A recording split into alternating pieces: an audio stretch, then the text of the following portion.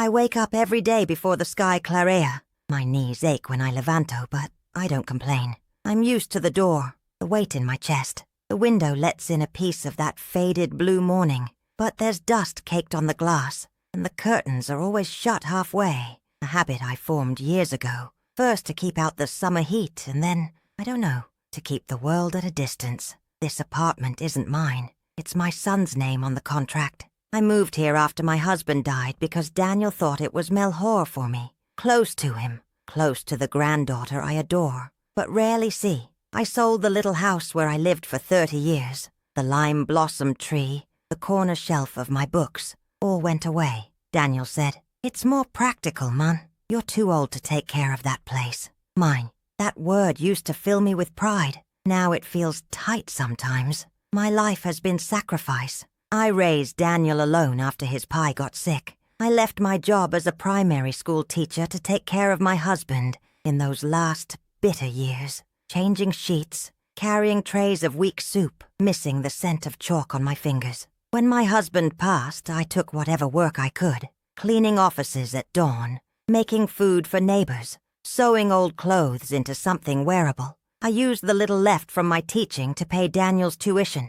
Even when I had headaches so strong that the walls spun, I always went out, always brought something home. When Daniel finished college, I could have tried to rebuild my life. Maybe return to teaching. Maybe travel a little like I dreamed once, as a young woman. Instead, I stayed. He needed my support in those first years of his marriage. Needed a sitter, needed money here and there for rent, or a lost wallet, or something the granddaughter needed for school. I gave up a friendship with Gracinda, who called me to go with her to bingo nights. I stopped accepting invitations for coffee from Sergio, a widower who always made me laugh, because Daniel didn't like strangers visiting. The years passed in small sacrifices I didn't even notice anymore. I didn't buy the bright blue dress I saw once in a shop window, because the money was better used on Daniel's medicine when he twisted his knee. I never went back to the old city library, where I once felt alive reading poetry, until closing. I suppressed my own sadness,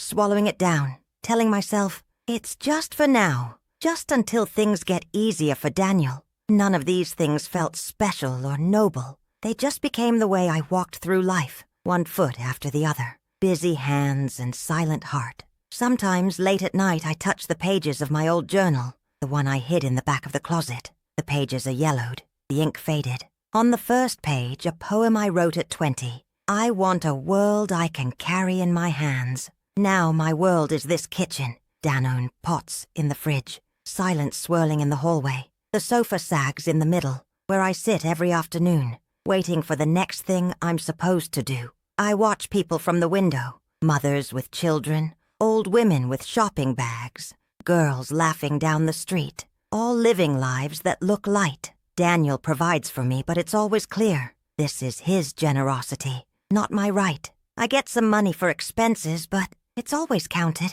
Sometimes he hands it to me with a sigh. Careful with it, mine. I work hard. I save every brush with luck. An extra piece of bread from the neighbor. Leftover fruit from my old friend who works at the market. My pension goes directly to a joint account Daniel controls. I keep a few coins hidden under my old books, as if I'm a child again, afraid of being left alone. Others see me as Daniel's mother, lucky, cared for, useful when they need advice about medicine remedies, or how to get a red wine stain out of a shirt. They come and go, but I always stay. I scold myself if I want anything more than this. In the mirror, I see a faded face, hair gone gray at the roots, eyes ringed with tiredness. Sometimes, when I'm brave, I let myself remember, sitting by the sea as a girl, feeling the wind against my cheek, dreaming of a life with color and laughter. Then I close that door quickly and return to my chores. A memory flickers. Years ago, after Daniel's first fall at school,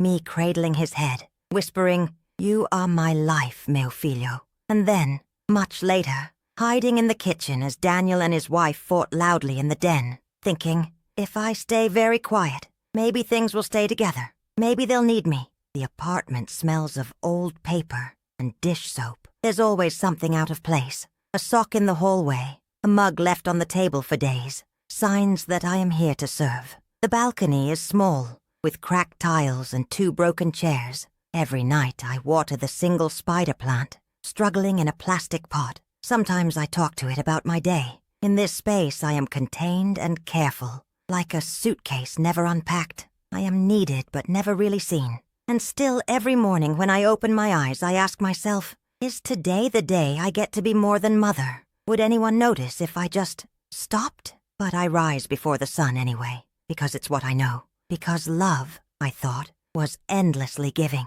The room was buzzing with voices, glasses clinking, the stale sweetness of perfume mixing with the greasy aroma of chicken pies. It was supposed to be a celebration, my daughter's graduation, a day I'd dreamed about for years, spent entire paychecks for, working weekends so she could have that dress, those shoes. There were balloons with her name, gold letters taped to curling ribbons, but somehow I seemed to blend into the wallpaper, my face half hidden by kitchen steam, hands busy folding napkins, carrying trays, balancing half-empty jugs of juice. People laughed around me, voices rising, fading. Every once in a while I caught sight of my own reflection in a glass door, tired eyes, hair frizzed from running up and down, the dark smudge of spilled coffee on my blouse. I became part of the furniture, stepping sideways to let others pass, smiling when someone glanced my way, but it was never for long. Midway through the party I paused in the narrow hallway, resting a heavy bowl against my hip, and heard my daughter's friends in the living room. "Who's that?" one of them asked, giggling. Livia's voice. "Oh, just the help. My mom hired someone last minute. You know how she is." Laughter bubbled and popped. Too loud, too close. The bowl shook in my hands. I gripped it tight. I should have known better than to expect anything different. Still, I tried to push down the sting. Returning to the kitchen, I found my sister Luciana, perched on a stool, scrolling her phone. "Need a hand, Isa?" she asked without looking up. I shook my head. "You should go enjoy. I've got it." She shrugged, thrown back into her screen. Later, while passing out slices of cake, I brushed too close to Livia, getting a bit of chocolate on her silk dress. Her jaw tensed, eyes narrowing. "Seriously, Mom," whispered through clenched teeth. "You always ruin everything. Just don't touch anything else, okay?" I felt my face burn, sweat gathering at my hairline. My knees wobbled, and I swallowed the lump in my throat, pretending I hadn't heard. At one point, I stepped outside for air. Just for a minute, a reprieve from noise and heat. The backyard lights blinked above empty plastic chairs, my breath clouding in the chilly dusk. I leaned against the cold wall, heart pounding so loud I was sure anyone nearby could hear it. I stared at my shoes, scuffed, old, bought on sale 2 years ago, soles almost worn through. I remembered walking home after my second shift at the bakery, years ago, carrying a backpack full of treats for Livia's classmates, so she'd never feel less than the other kids. Suddenly, the music from inside grew louder, people singing and clapping for Livia as she was hoisted onto a chair, the center of everything. Someone called for a family photo. I hurried inside, hands of cake cream still on my fingers. Cameras flashed. "Where's your mother? Get her to move to the side. She's blocking everyone," barked Teresa, my ex-husband's new wife, not even bothering to lower her voice. I squeezed into the edge of the frame, barely visible, head ducked, shoulders hunched. Livia never looked my way. For the rest of the evening, I stayed mostly in the kitchen, collecting abandoned plates, damp napkins, listening to scraps of conversation that didn't belong to me. Every time somebody laughed, it seemed a little sharper, digging into my skin. My hands trembled slightly as I scrubbed at a stubborn stain on the counter. When the cake was gone and the final guests were leaving, Livia floated over to me, eyes already scrolling past me to her friends waiting by the door. "Thanks, Mom. Can you bring my bag upstairs later? I left it on the bed." I nodded, voice trapped somewhere behind clenched teeth. "Sure. Have fun." She was gone in a flurry of perfume and metallic shoes. The last blow came as I finished stacking plates. Teresa, arms folded, voice syrupy. "You really did pull this off, Isabella. Most women would have just ordered something and been done.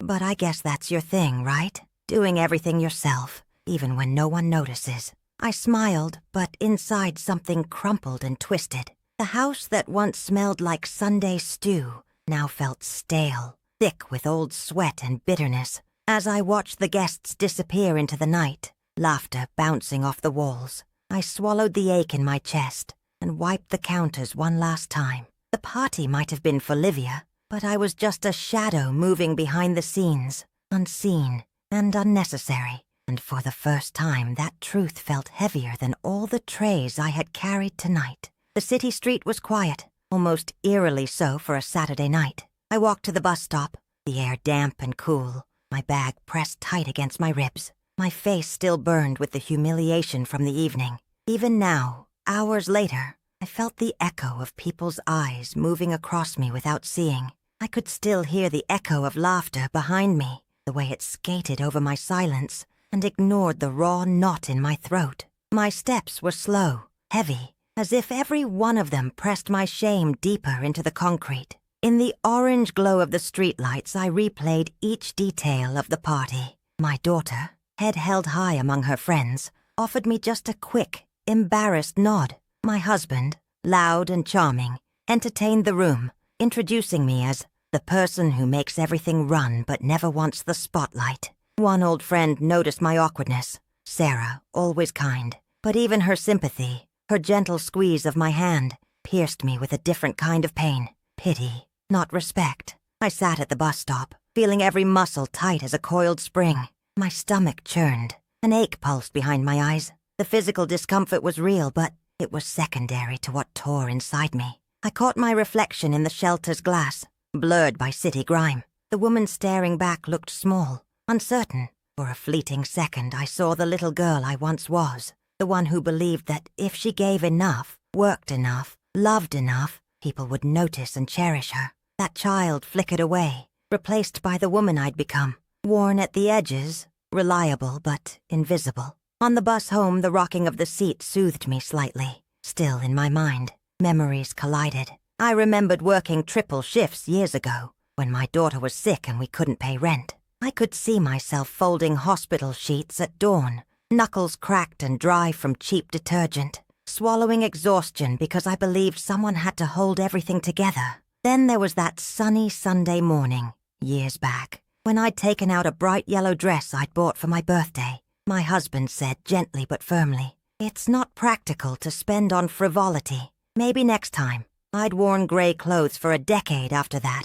These moments used to have a certain pride. I was the one who held the family afloat, who set aside her wants for the needs of others. But tonight that pride dissolved. Flickering under the streetlights, something harsh and cold began to take its place. The suspicion that all my sacrifices had become routine for them, unremarkable, and even expected. I thought of how, even when I was sick, dinner still had to be cooked. How birthdays, anniversaries, and holidays passed with barely a cake for me. My family would say, "You know we're not big on celebrations," yet they always found ways to make special days for themselves. I normalized this, thinking good mothers and wives do not demand attention. They give it. Another memory surfaced. Years before, sitting on the edge of the bath, looking at my hands as I cancelled the last course I tried to resume for myself. "It's too much with everything," my husband said. "We need you here. Now, tonight." As the bus neared my stop, a sharp, unfamiliar anger pulsed through me.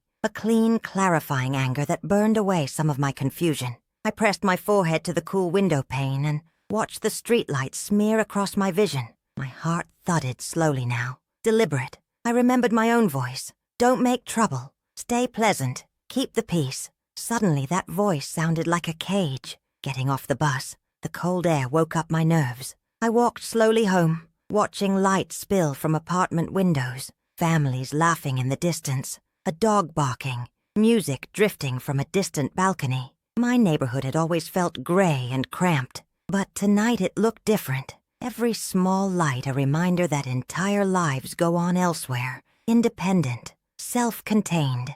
Entering the stairwell of my old building, the smell of bleach and overcooked vegetables, always present, always faint, clung to the walls. I trudged up the 3 narrow flights, the yellow light above flickering softly, illuminating faded photos of strangers on my neighbors' doors. Each heavy step seemed to shake off a layer of numbness. At my apartment door I paused, breathing slowly, fingers tight around my keys. The familiar groan of the lock, the worn welcome mat, the chipped paint on the door. They reflected my exhaustion and stubbornness, the way I'd patched things together for years. Inside, the room stood silent, carrying no trace of celebration or joy, only the muffled ticking of the old clock and a kitchen light left on. The space closed in around me, but instead of comfort, I felt a strange sense of distance, as if I no longer belonged. I dropped my bag by the door, sitting quietly in the half-light. I looked at the old armchair where I'd nursed my daughter, argued with my husband, folded clothes until my back hurt. It was just furniture, I realized, but for years it had been my anchor. I ran my hand along the worn armrest and felt, for the first time, not sadness, but possibility. A flurry of thoughts sped through me. Moments when I gave up opportunities, cancelled plans, bit back anger, thinking it was my duty. But tonight, underneath all that, my mind whispered something new. Maybe it's not duty, but habit. Maybe the world doesn't end if I want something for myself. I stood, chest rising and falling,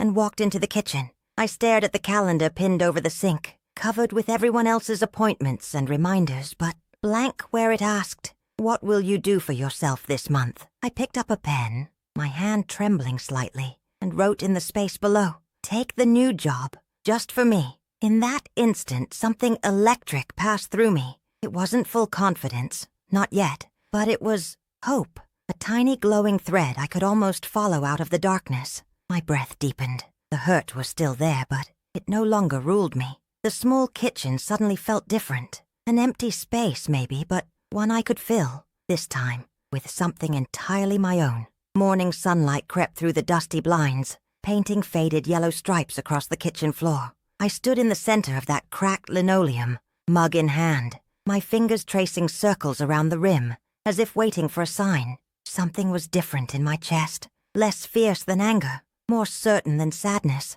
I felt an absolute stillness, as if the world held its breath with me. I couldn't pretend I was fine anymore. Not after last night. The humiliation still pulsed in my memory, turning over and over. The laughter, the glances, my own silence. I realized that if I didn't move, even a little, I would disappear for real. That thought terrified me more than anything. The decision arrived with a quiet click inside me. Today, I would act for myself, only for myself. One action, simple but real. First, I picked up the pile of bills stacked on the counter, a symbol of the life I managed for everyone. Instead of sorting and paying them all as sempre, I sifted only for my own, my mobile, my medication. The rest I left, deliberately, untouched. My heart thudded, wild and clumsy, but my hand was steady as I tore open the envelope for my mobile bill and set the money aside. It felt scandalous, like stealing from my own prison. Then,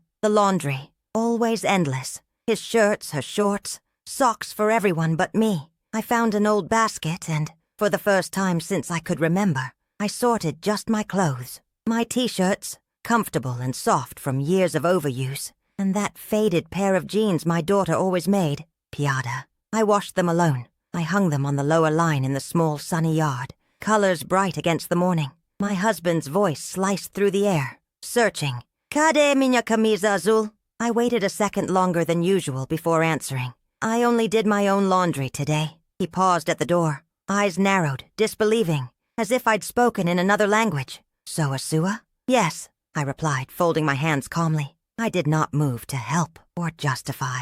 He huffed out the door, mumbling something about irresponsibility. The old me would have crumbled, rushed to fix the tumble of the household before anyone noticed. Instead, I breathed in, deep and slow, savoring the pause. Lunch came, another expected routine. Most days I made enough food to feed a small army. Today I cooked just enough. A small plate of rice, sautéed zucchini from my neglected garden, and an egg sunny side up. My son, stumbling into the kitchen, yanked open the fridge. "Ué, cadê a comida toda?" "There's enough for me today," I said, voice even. No apology. He frowned, searching my face for signs of a joke. I didn't budge, didn't elaborate. He left, door slamming, footsteps pounding up the stairs. I didn't follow. Throughout the afternoon, the calls started. The school, always my job to answer, rang and rang. I let it go to voicemail just once, staring at the blinking light and feeling free. My daughter came rushing in with her usual list of demands,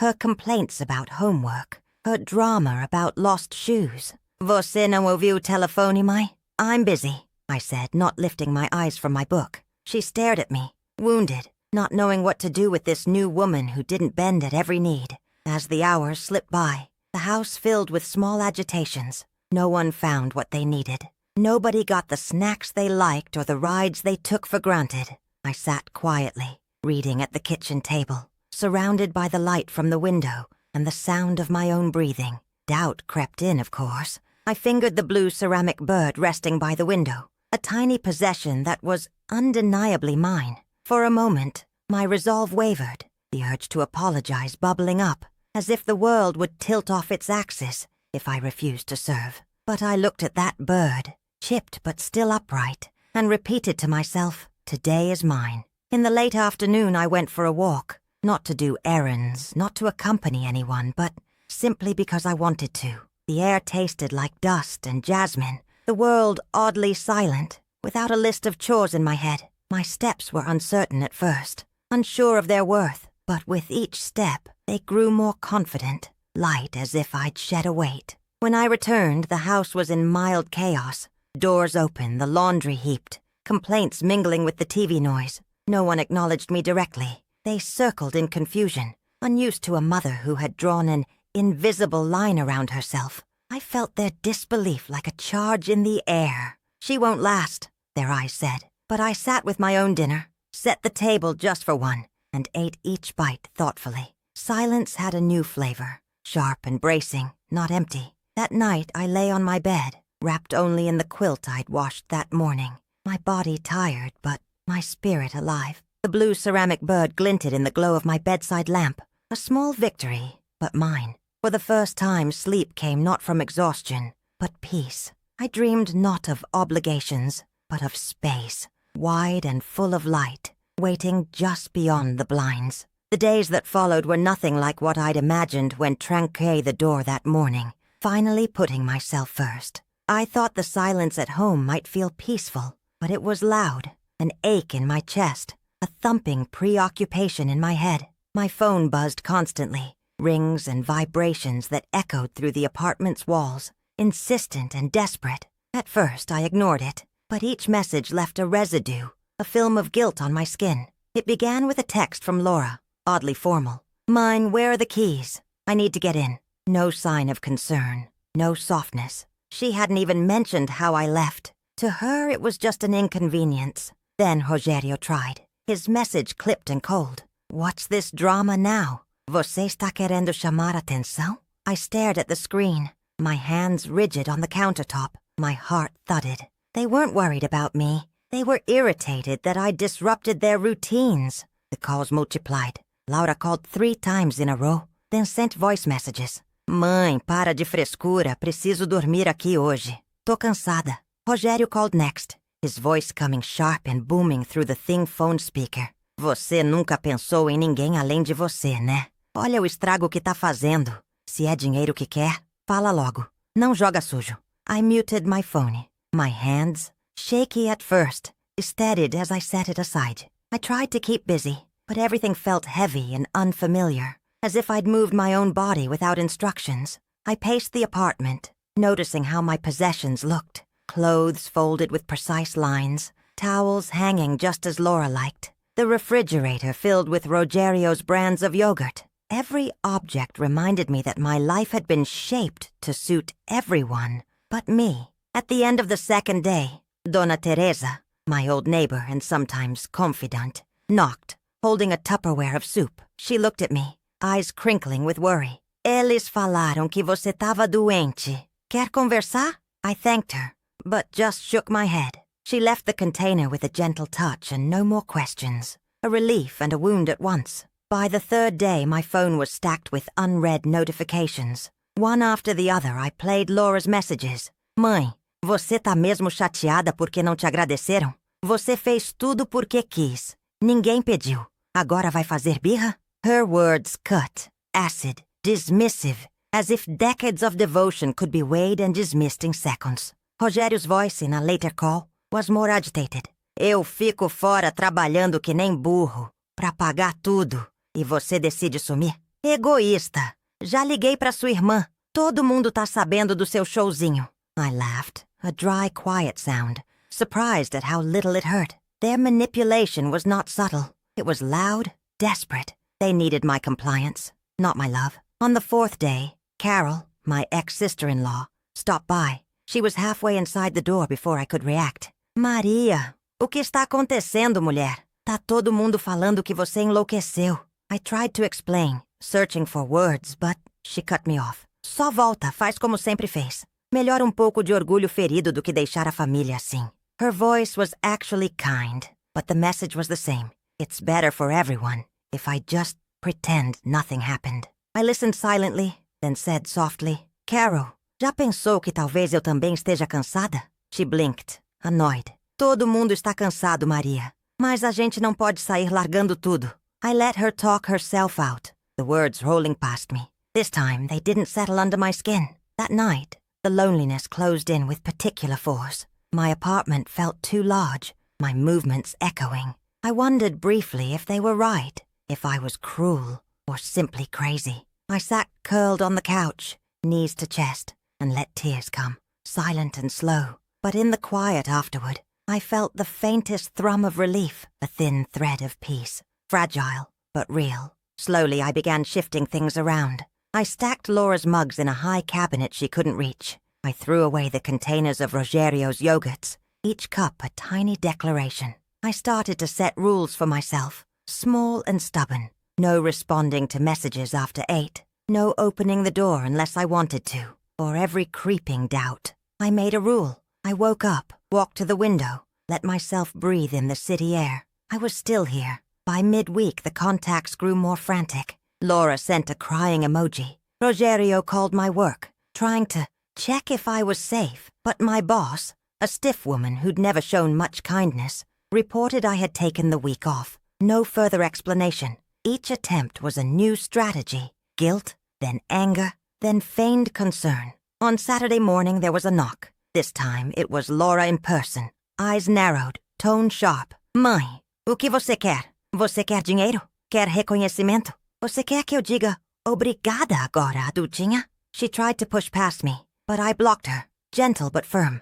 Not today, Laura. I need space. She rolled her eyes, storming off. It hurt. Even now, she couldn't see my pain. But I didn't follow her. For the first time, I didn't feel responsible for her feelings. In the days that followed, the absence of their voices became a kind of music. My breathing slowed. My heart stopped trembling at every sound. Even when Dona Teresa reappeared, worried but respectful, I found I could speak honestly. Só preciso de tempo, Teresa. Agora é pra mim. She nodded. Maybe she understood, maybe not. But it didn't matter. Each attempt to pull me back lost strength. I blocked Rogerio's number. I turned off notifications. I let the fog of guilt drift, refusing to let it settle. The world didn't end. My world began to shift, just a little. For each accusation, each manipulation, I offered nothing but silence. And in that silence, I finally heard myself. Tired, hurting, but alive, stubborn,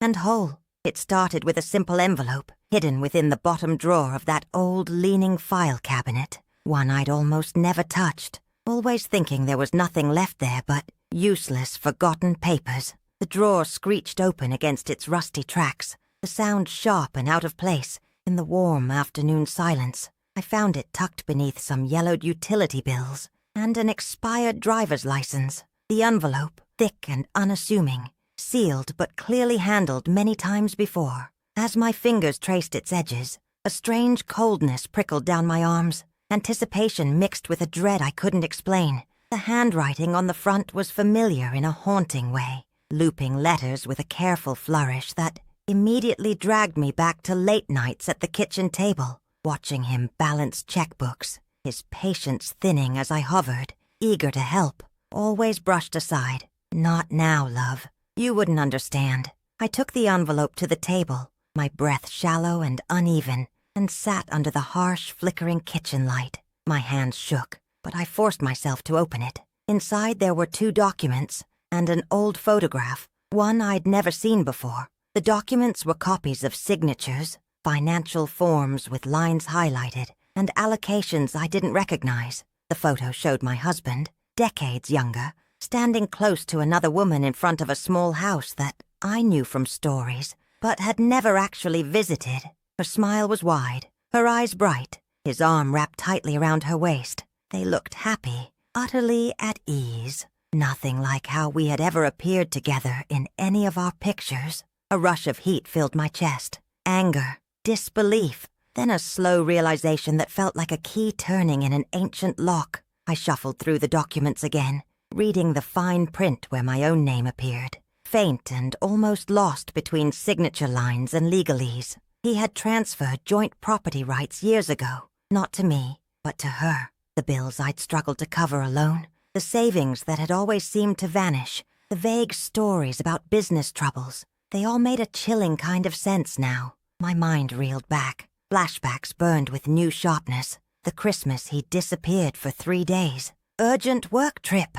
The cold tone when I asked about our future. Don't you trust me? Taton? The dismissive laughter one night when I tried to discuss our finances. You worry too much. Let me handle it. These memories, little cracks in the narrative I'd forced myself to believe, widened and deepened, collapsing into a bitter mosaic. I stood, barely aware of my body, and pressed my palm to the cool, scuffed countertop. My reflection in the kitchen window stared back, older, worn, but suddenly edged with a hard resolve. There was grief, yes, a deep, echoing grief for years spent walking blindly in circles. But above that, there was an unexpected wave of relief. The lies were splayed bare now. I could stop blaming myself for their weight. This secret was not mine. The shame and scarcity I'd been made to carry had never been because of my own inadequacy. I took the photograph and held it under the light. My hand was steady now. She wore a necklace, a locket, small and silver, the same one I'd noticed years ago, tucked inside his suitcase by mistake. The memory was so vivid now. It stung. Me, holding the locket, asking, "Whose is this?" His answer, "Something I found," means nothing. The way he snatched it away. Then the argument, his voice rising. "You're always so suspicious, always making things up." Shame had silenced me, but the truth had been right there, glittering in my palm. Carefully, I gathered the contents of the envelope and placed them in a small metal box I used for recipes. I needed time to decide what this meant, how I would move forward, but the power that paralyzed before had loosened its grip. I could breathe again, if only between sobs of anger and betrayal. That night, alone in my bedroom, I lay awake tracing the patterns of streetlights across the ceiling. The ache was deep and raw, but I realized I felt lighter, almost as if some heavy stone had been uncoupled from my heart. The truth was ugly, but it was mine now, mine to use, not to hide from. I could choose, finally, how the story would continue. I slept, uneasy but determined, the envelope tucked beneath my pillow. The first secret had come out of the dark. The rest would follow. I spent days circling the house, thinking of confrontation, the word itself alien in my mouth. For a vida intera, I avoided noise, kept the waters calm, walked on eggshells so no raised their voice or questioned comfort. But now the walls felt like they were pressing in, each room echoing things left unsaid, and I knew I couldn't breathe here without truth. I called Marcos on a Thursday afternoon. The phone rang 5 times before he answered, his voice brisk, impatient like always. "What do you want, Mai?" "I'm at work," I said. "We need to talk, you and me, today. I'll wait in the living room." A pause, the shuffle of paper. "If it can't wait," he started, and I only repeated, "Today, Marcos." When he arrived, there was the sound of his key at the door, heavy footsteps, the familiar slam of his bag on the floor. He stood in the doorway, arms crossed, gaze flicking from me to the old pictures on the wall, to the closed curtain filtering weak light into the room. The air smelled of cafe reheated too many times, of old wood and rain coming through a leaking window. His eyes tried to pierce me, sharpening with every second. "What's this about, Mai? More drama?" I drew in a breath and sat up straight. "It's not drama, it's truth." He laughed, sharp, mirthless. "Truth? Are you really going to blame me now? After Tudu that I sacrificed? You know how hard I work, how much I did all these years." I interrupted, voice steady, low. "You worked for yourself, Marcos. You wanted comfort. You let me give and give until I was empty. And you took, without looking at me, just what I could do." He looked as if I'd slapped him. "Careful how you talk. I'm your son, and I'm your Mai, Not your servant. Not your second skin, I said, louder than I'd planned. You never saw me. Not really. And now I see the whole thing clear. You took my sacrifices and built your life on them, but you never asked what I lost. He took a step forward, gesturing wildly, voice rising above mine. If it wasn't for me and these sacrifices, you wouldn't have anything. I carried you, Mon. Who else was there when you needed? No one, I said softly, and the softness scared him. That's exactly it. I was always alone, even with you under my roof. A silence. His mouth opened once, twice. Nothing came. This is not about who worked harder, I continued, hands on my knees so he wouldn't see them shaking. It's about respect. You never gave, only expected. When Pi left, who held this family together? When the money ran out, who cleaned other people's mess? Not for me, but for us. For you. And you repaid me with absence, with silence, with taking. He snorted harsh, shifting his weight, discomfort prickling from his skin. You're being melodramatic. Families fight. This is what people do. No, Marcos. People choose how they treat each other. This, I gestured around, was not a life. It was a service. I lived for you, but I'm done. His eyes were red, jaw clenched in anger, maybe in fear. If this is about money, say it, he spat. It's about everything. It's about how I let myself disappear for you. How you let me. He stepped back, suddenly nervous. So what, Mon? You want to leave? Start over? At your age? I let out a shaky breath, but my spine remained straight for the first time in years. I'm not asking permission. I'm telling you. I know what happened with your father. I know the letters you hid, the money he sent that you kept. I know it all now. A shadow crossed his face. Shame, denial, I couldn't tell. That's not what you think. It's exactly what I think. I believed you because loving you meant believing. Always. Not anymore. He stared at me. We stood like that, with only the rain tapping the window and my heart thudding heavy in my ears. He tried one last time, voice trembling, on the verge of pleading. You won't make it without us, Mai. You need family. I shook my head, slow, calm.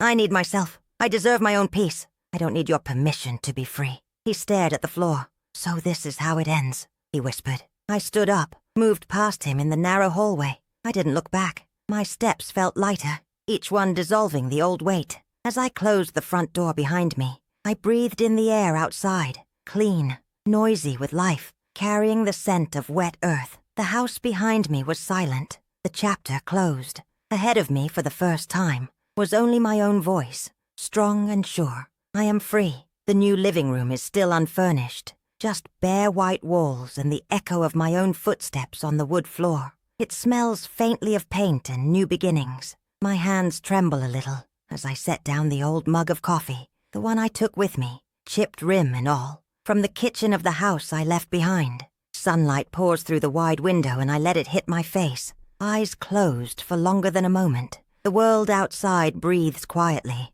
Cars pass every so often, and a neighbor waters his plants, giving me a careful wave that I return with a genuine smile. Even my breath feels lighter here. The weight I carried for so long seems to dissolve in the morning warmth. I find comfort in little routines. I make my coffee strong, with a touch of cinnamon, just as I always wanted when there was time for me. I sit cross-legged on the floor, drinking slow, feeling the ground hold me firm in this new place. Today I open a box labeled Dreams. The label makes me laugh softly. Old notebooks, a paint set, photos of places I once planned to visit. My heart aches, but in a good way, stretching into new space. I put on music, nothing heavy, just the gentle strum of guitar and soft humming. The room fills up with it, notes bouncing around, making even the silence afterwards seem alive. I hum along, realize I don't miss the sharp hush that always followed me before. There every noise was measured.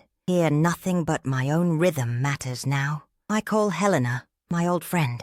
We fell out of touch over the years. Always a reason on my end. Not enough time, too many demands. Guilt tucked down deep.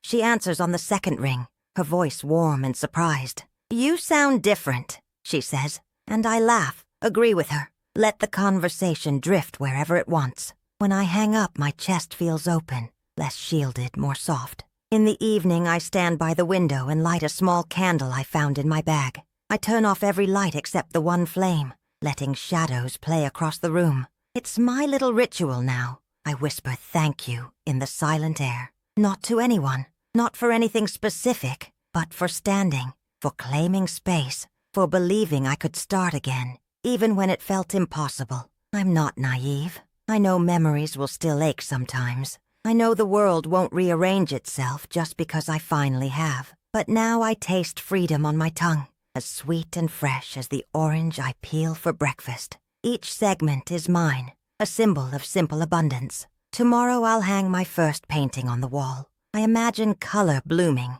the mark of my hand bright in the daylight. The rest will come slowly, in small acts of care, for myself, for the life I am building instead of surviving. As night falls, the city hums outside, alive with quiet possibilities. I slip between cool sheets, the window cracked open and letting in a gentle breeze. My world is bigger than before, not confined by what I lost, but shaped by what I choose. This is my space now, my turn, my life, opening, filled with light, and every door to the future just waiting for my touch.